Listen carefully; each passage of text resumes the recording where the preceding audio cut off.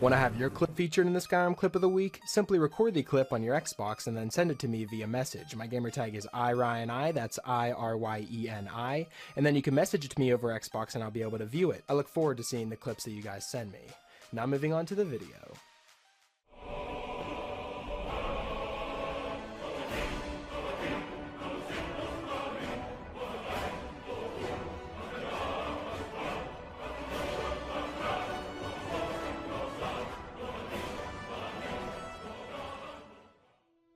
Hey, what's up guys, it's Ryan, and welcome back to another episode of Modded Monday. We're on week number 226 now, guys. I've picked out 5 new mods for you guys to check out and perhaps add them to your load order if you find them interesting. But like always, before we jump into them, I want to remind you guys that I'm partnered with GamerSupps, which in my opinion is the best energy drink on the market. So if that sounds like something you're interested in, be sure to check out the link in the description where you can go to their store page, and you can also use the code RTD for a 10% discount on all your purchases.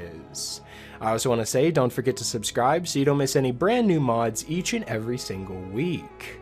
Now that all that's out of the way, we can jump into this week's mods, and starting us off we have the Pursuers mod. Now this is very similar to the mod I covered a few weeks back called Nemesis, and it's basically a mod that adds new enemies that just chase you indefinitely throughout the game.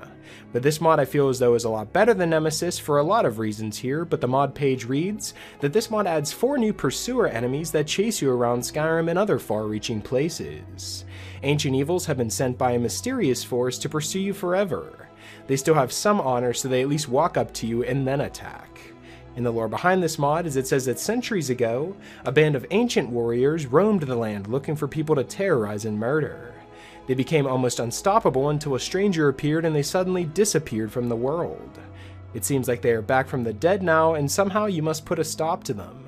Now what this mod does is it of course adds 4 new unique enemies that pursue you, but it also makes it so that sleeping, waiting, and fast travel are very dangerous, and it also adds 3 new keys for a final conclusion to the story, which is actually one of the reasons why I feel as though it's better than the Nemesis mod, because it actually has a conclusion and a story behind the mod itself.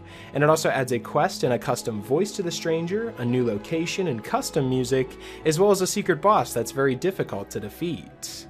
Now, if you guys actually didn't see the Nemesis mod that we covered a few weeks back, it was basically a Draugr that was invincible, and he was able to chase you around the map and he would sprint at you constantly, so it was very dangerous to even play Skyrim. And he even killed people that were in the same town as you. He would kill a bunch of NPCs around you.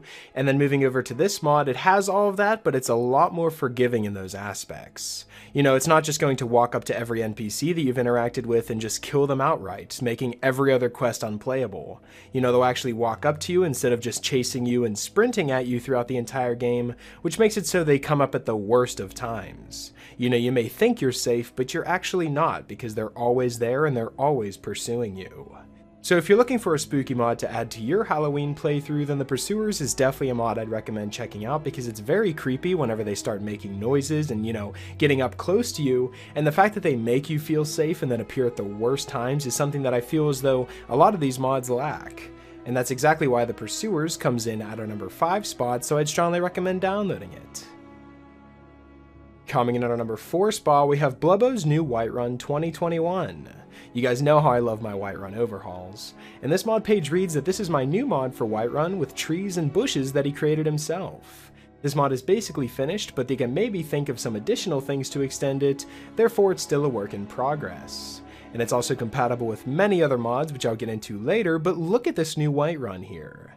This is absolutely beautiful, and it brings out a lot of the trees and, you know, green aspects, which is something that I really like, because if you follow my load order videos where we, you know, dive in and change everything about Skyrim, I focus on Whiterun a lot. You know, I add like 4 different mods. You know, we have mods like the Fortified Whiterun mod, the Breeze Home Basement, the Better Skyforge, as well as the Whiterun City Full of Life. And this, adding on top the Blubbo's new Whiterun 2021, it's actually compatible with all of those mods and makes it even better here. Now I know that might be impossible to think about. How can Whiterun get any better? Well, now it can with Blubbo's new Whiterun 2021. Which also leads me to my next point. I'd like to ask you guys in the comments down below, what's your favorite city in Skyrim? because mine would definitely be a mixture between Whiterun and Solitude. I can't really decide between them. I think it's Whiterun because I spend most of my time there, but whenever it comes to how the city actually looks and what I think of, the exterior of it, I feel as though Solitude takes the cake on that one. But I'd like to hear your opinions as well, so definitely let me know what your favorite city in Skyrim is in the comments down below. But as you can see, as I'm walking around this new Whiterun, it looks absolutely amazing, and there's not really anything I'd change about it, because there isn't really much more we can add to Whiterun. We've covered pretty much every type of mod that you can have inside of Whiterun, and I feel as though we have the best looking city that we've ever had in Skyrim. And that's definitely why Blubbo's new Whiterun 2021 comes in at our number 4 spot, so I'd strongly recommend downloading it.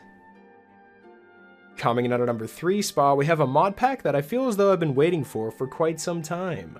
This is ClefJ's House Collection, which is a collection of 8 different houses spread throughout Skyrim and Solstheim, created by the mod author ClefJ. Now, I haven't really been looking for just specifically ClefJ's house collection, but just house collections in general. There's so many different house mods out there. Why haven't we seen too many house mod packs yet? And that's exactly what this mod is. And like I said, it features 8 new houses that you can live in, and these include New Amberguard, the Diamond Bluff Settlement, Garnet Tower, the Millen Winery, as well as a Chapel House mod, the White River Priory, the Valconian Lodge, and even Ravenstone Castle. Now, when it comes to how we actually showcase the house mods on this channel, especially whenever it comes to house mods, I normally like to show you guys everything that the mod has to offer and give you guys a big tour of the house mod, but since we have 8 house mods all in one mod here, I'm going to showcase 5 of them, and then if you like how these styles look, you can then download it and check out the others as well. Now, as you can see, we have a bunch of different houses with a bunch of different styles, and I feel as though they're all amazing. Every time I've went up to a new house, especially, I haven't covered all of ClefJ's houses. Some of these mods were the first time I've even seen the house, and I absolutely loved it. It doesn't focus too much on the interior, it actually focuses on the exterior as well, which I was very surprised by, because this mod's only 3.25 megabytes, and it features 8 house mods all into one mod, which I feel as though is absolutely incredible. So if you're looking for a new player home for your character and you don't know where to start, and you maybe just want to get a mod pack that features so many different house mods all in one mod, then the ClefJ's House Collection is definitely a mod I'd recommend checking out, because it features all of those things that you're looking for in one very small 3.25 megabyte mod, and that's why it's featured here at our number 3 spot, so I'd strongly recommend downloading it. Coming in at our number 2 spot, we have a brand new weapon mod called the SlingshotInSkyrim. Now, the mod page reads that this mod adds slingshots as weapons into the game, with over 24 types of slingshots and 13 types of balls to fire at your enemies. These added weapons are the wooden slingshot, the iron slingshot. We also have a steel, ancient Nord, Falmer, Forsworn, Elven, Orcish, Dwarven, Nord Hero, Glass, Ebony, Daedric, Nordic, Dawnguard, Ethereum, Ancient Falmer, Bone Mold, Stalrim, Dragonbone, Deer, Ghost, Mudcrab, Ash Mudcrab, Dawnslinger, and so many different types of slingshots to add into your game, as well as different types of balls to launch at your enemies, such as wooden, iron, steel. You get it, it has all of the different types of balls that you can shoot at them as well, using the ingots in the smithing station, and that's also where they are all crafted as well. You can craft them all at the smithing station and then use them against your enemies, and I feel as though these are very, very satisfying to use in combat. Now, you don't actually have to use the balls that you craft, you can also use arrows, but it is designed to be used with the balls, but if you use it with arrows, it becomes extremely overpowered, as you can see here. I'm pretty much just one-shotting anyone that comes in my way with my ebony bolts, and I feel as though it's extremely overpowered here. But whenever I say it's overpowered like that, I feel as though it's overpowered in a good way, because it's so satisfying to use these weapons in combat. You're not used to just whipping out your bow and quickly taking down your enemies. Now you can whip up your slingshot, which I feel as though is a little faster, especially if you have the perk, and then you can then use that against your enemies. It doesn't block up too much space because it pretty much cuts the bow in half, but it still uses the same bow and arrow animation, which I think in part is why the mod is 3.55 megabytes and not higher. It still uses that same animation and it works perfectly. I haven't noticed any types of clipping or any issues like that with these weapons, and some of the slingshots require some conditions to be able to create them, meaning they're extra special and can't be acquired right away. Like the Ancient Falmer slingshot, you can complete Touching the Sky to unlock that, as well as the Ethereum slingshot, you have to complete Lost to the Ages, and then other things require other quests and just different types of, actions you have to do in order to unlock the slingshot. So there's more than just the regular base game slingshots, you have other unique ones if you like the mechanic and want to end up upgrading your slingshot to its maximum capabilities. All in all, I really like this mod because it adds a brand new type of weapon into the game and adds them for pretty much every different type of smithing category you can imagine, as well as giving you other options to get more unique ones such as completing quests and achieving your goals in Skyrim. I just really like all around what the slingshot brings to Skyrim, and that's why this mod's featured here at a number 2 spot, so I'd strongly recommend downloading it and giving some of these slingshots a try for yourself. Coming in at our number 1 spot, we have a brand new amazing city retexture called Solitude PEV, Swords Cut. Now basically what the mod page reads is one simple sentence. It just says, "This mod is my personal view on Solitude," which I feel as though we can all connect with, because do you remember the first time you walked into Solitude as a kid? Or if maybe you just played this game for the first time and you're an adult? The first time walking into the city is extremely special, not just because you get to see someone get their head chopped off, but because it's a different type of city from anything else you've seen in Skyrim. You know, everything was so bright and colorful, and I remember it as if it was yesterday of my first time walking into Solitude, but if I walk into it on the vanilla game now, it doesn't have that same effect.